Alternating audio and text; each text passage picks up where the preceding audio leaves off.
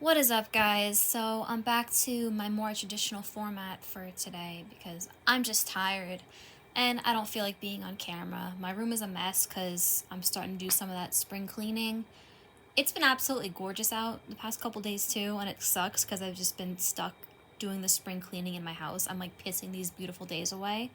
But I figured, you know what? Since I'm stuck in my room anyway, I wanted to make a little video about why this build for Wrestlemania has sucked ass so far, and what I think the missteps I think that they've made so far, and what could be done to make it better. So, quick recap of Raw before we start. Number one, it's a 2.5 hour show, and there were a grand total of 3 wrestling matches on a 2.5 hour show. One of which was the Obafemi versus Rusev match, which I think that might have been 2 minutes, maybe 3 minutes tops. It was just a squash match to build Obafemi up, and Rusev is buried once again, so no one really cares. I wouldn't even really count that as an official wrestling match, but I'll give them 3 matches to be generous, but really it was basically 2 matches on the show. The other match was El Grande Americano versus Penta for the IC title. It was a good match, not gonna lie. It was an entertaining match, but we pretty much all knew the outcome. Penta's not the belt is not coming off Penta anytime soon. So good match, but predictable outcome. And then there was the women's IC title contendership gauntlet match. Bailey won. It was like her and like 15 other girls. This match was like an hour long. I don't know why. The whole time I took a break. I went on like a 30-minute walk and it was still going on. So I guess Bailey is going to face AJ Lee for the women's IC title, but not at WrestleMania, just on like, I guess like the next Raw or something. And by the way, AJ cuts a promo last week about how she's going to be a fighting champion and she's not going to be a part-timer and she's going to be around, all the time. And where the fuck was she tonight? She was nowhere to be found. Some segments that went on there. I mean, the thing is, this is a 2.5 hour show with 3 matches.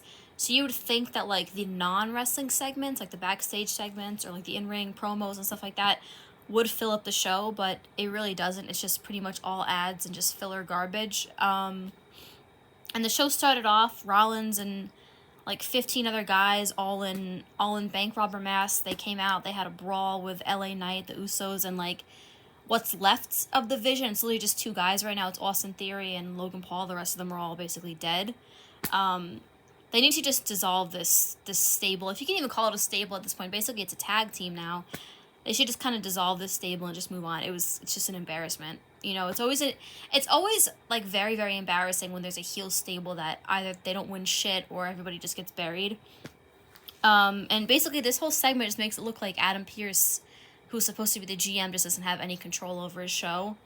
I don't care about this Rollins masked man shit because it's all going to be people you never heard of. And even if it is like a stable, he's going to lead a stable of like 15 people or something like that. Like, it's just so stupid. I didn't care about this segment at all. I don't think anybody did.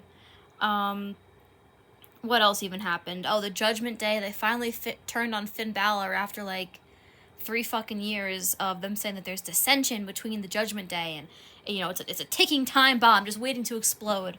They finally turned on Finn, and in my opinion, this was long overdue. Finn didn't even really seem like he was like the leader of the stable. It kind of seemed like it was always Dom that was the leader of the stable. He was kind of irrelevant to it. So him not being part of the stable is just kind of inconsequential at this point. Like, I don't think anyone really cares anymore. Then we had Punk. He came out, he cut a promo about Reigns, and of course Reigns isn't there, and the Usos came out to defend his honor. So basically it just makes it look like Reigns can't win without can't fight his own battles and can't win without help. So once again, he's got to be on every week for them to actually build this feud. Like, we're kind of running out of time here to really make this feud feel special. And yeah, if he's not going to be there, then how are they going to do that? Okay, so that was the Raw recap. Pretty shitty show. You could have skipped this one and you really wouldn't have been missing much outside of maybe 1 or 2 segments. Moving on to talk about, this is like going to be like the main event of this video. And I want to talk about why this build for WrestleMania this year so far has completely sucked ass. So, there's 2 nights to WrestleMania now, as there has been since 2020, you guys know. And I really think at this point they need to just stop that and just cut it back to just being one, because it's just like, you would think that between 2 shows, which are a combined 4.5 hours long, other pay-per-views, other shows that they do, that they'd be able to like come up with more things to happen that you'd actually care about. But it's the opposite, because they gotta stuff each show with just like a countless amount of ads and filler and just bullshit, rather than actually having a wrestling show. It's basically like they want to make as much money as possible, but not by putting on a good wrestling show, but by just forcing you to look at ads and forcing you to look at bullshit. So some stuff that's going on at this WrestleMania, there's really not many matches booked so far, but I'm just going to talk about each thing that's going on and just talk about why I think it's shit.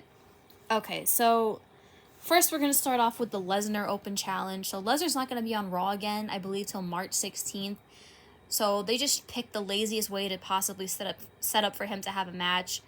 A lot of people are thinking this is going to be Obafemi, so it's just going to be, there's not going to be a storyline. It's going to be, this guy wants to fight that guy, and there's not going to be anything to it. Like, it's just going to be just a boring match. Well, not a boring match, because Lesnar always puts on a good match, but it's going to be another match with no story, and they're just doing it because he's not going to show up for more than maybe one Raw month. So, yeah, I don't care about this at all. I don't think anybody cares about this. Stephanie Vaquer versus Liv Morgan, that's probably maybe the feud that's been the most well done so far, only because they're both on the show every week and building towards it through like promos and segments and stuff like that. So it's probably the most well done feud that they have right now for WrestleMania, but that's really not saying much when you compare the other ones. So Punk versus Reigns, the thing is that I was excited for this feud when it was first announced that this was happening, but it doesn't really mean anything if Punk's going to be there every single week and Reigns can't be bothered to show up more than once a month, just like Lesnar.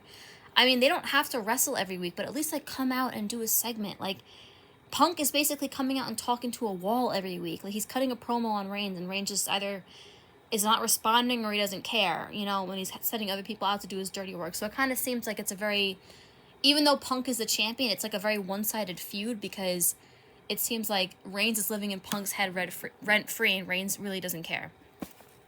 Rhodes versus Orton. Unfortunately, Drew McIntyre has been made irrelevant.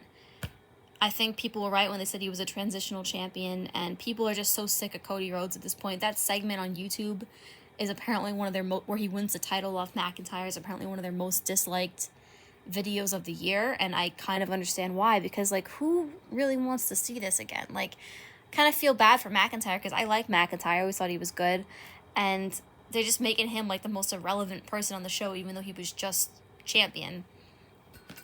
But good for Orton for main eventing WrestleMania. I'm happy for him, but aside from that, I just don't care about this. And then we got the Jade Cargill versus Rhea Ripley feud going on as well. And it's literally based on whose muscles are bigger for some reason. Like, I watched their segment together on SmackDown, and they're like flexing, and Rhea's like, your body is just meant for show. Mine is meant to go in the ring. And I'm like, first of all, this bitch should never be given a microphone. She's got like the opposite of a radio voice. Her voice is just like terrible. Like, I don't know. I mean, I don't have an issue with people with accents, but oh my God. And she literally says in the promo, she goes, no. She tries to say no, and she goes, no. And it's like, you can't just get someone to talk for you, or train your voice to not make those kinds of weird mistakes when you're talking. Well, I know that's the way Australians say no, but like, it's just like, oh my God. Like, she shouldn't be allowed anywhere near a microphone, because Jade Cargill can't really wrestle. She shouldn't be anywhere near a wrestling ring, but they're having those two feud. And yeah, the feud is literally about like whose muscles are bigger for some reason. And, you know, people claim, oh, I don't, you know, Triple H and Scott Steiner, you know, you might as well be watching the Triple H and Scott Steiner pose down from 2002 or 2003. Like, you might as well just be watching that, because that's pretty much what this feud is, and it's a WrestleMania feud. So, yeah, that's pretty much all they have for 2 nights, what's supposed to be a 2-night event. They've got matches that pretty much either the build sucks or that no one really cares about, and no one else is really doing anything. Like, they have, 200 wrestlers employed now, over 200 wrestlers, and really none of them are being given anything to do, and if they are, like, the build is just so shit and terrible that you just don't care. So yeah, that's basically gonna be what I had to say about this WrestleMania so far. I mean, you would think I'd have more to talk about, but the build for everything has just been so terrible that I just don't really have anything. But yeah, that's pretty much all I got. Let me know what you guys think about this WrestleMania build in the comments, and hopefully I'll be able to do some more videos soon. Peace out.